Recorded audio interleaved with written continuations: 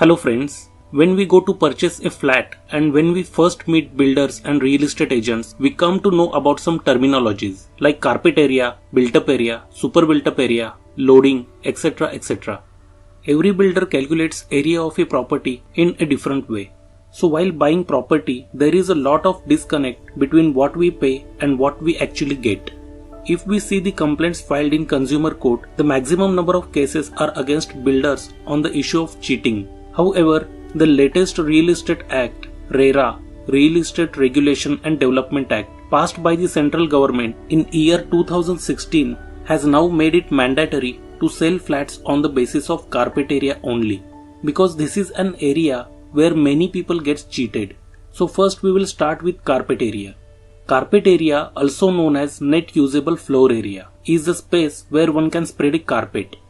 According to RERA, a carpet area is the net usable floor area of an apartment which includes usable spaces like kitchen, toilet, bathroom and internal partition walls.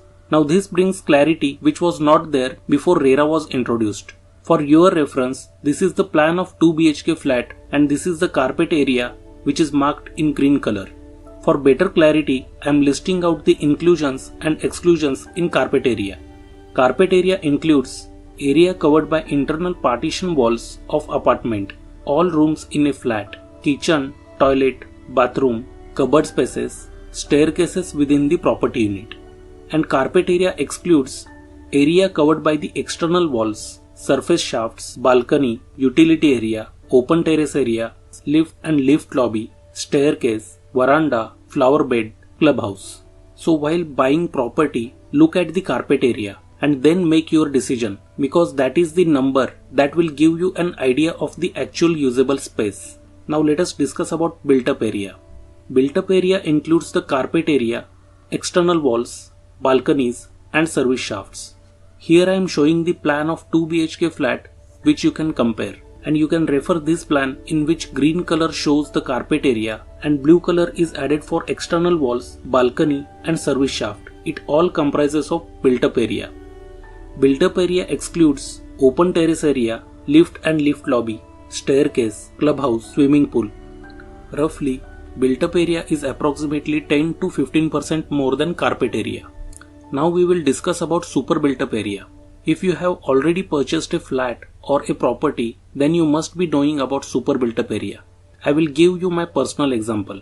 In year 2015, when I was searching for a flat, I came across this complicated situation. There was a difference between the area of a flat which was constructed before 10 years and the area of a recently constructed flat. Option 1. The flat which was constructed before 10 years has the area of 800 square feet and its value was 60 lakh rupees. Its per square feet rate will be 60 lakh divided by 800 is equal to 7500 rupees per square feet. Option 2. A recently constructed flat that has the area of 1100 square feet and the price was 65 lakh rupees.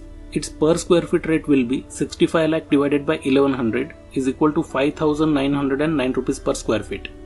Here you will say that option 2 is better than option 1 because the area is more and rate per square feet is less. But when you see these flats physically, then you will feel that the area of flat in option 1 looks bigger than option 2. The reason was in option 1, 800 square feet is the built-up area and in option 2, 1100 square feet is the super built-up area. When I asked about these areas to a real estate agent, he told me about the loading factor. The loading on recently constructed flat was more. The difference between super built-up area and carpet area is called as loading.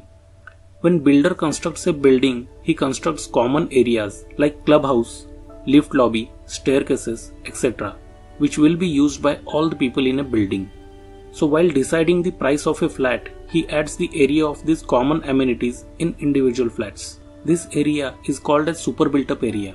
Super built-up area is the built-up area plus proportionate share of common areas such as lobbies, staircases, lift shafts, clubhouse, air ducts, pipe ducts or shafts and other covered common facilities.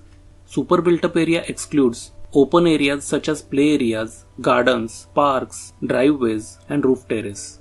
Super built-up area is approximately 20 to 40% more than carpet area. After RERA, it has become mandatory to all the builders and developers to sell the flat on the basis of carpet area and not on the basis of super built up area.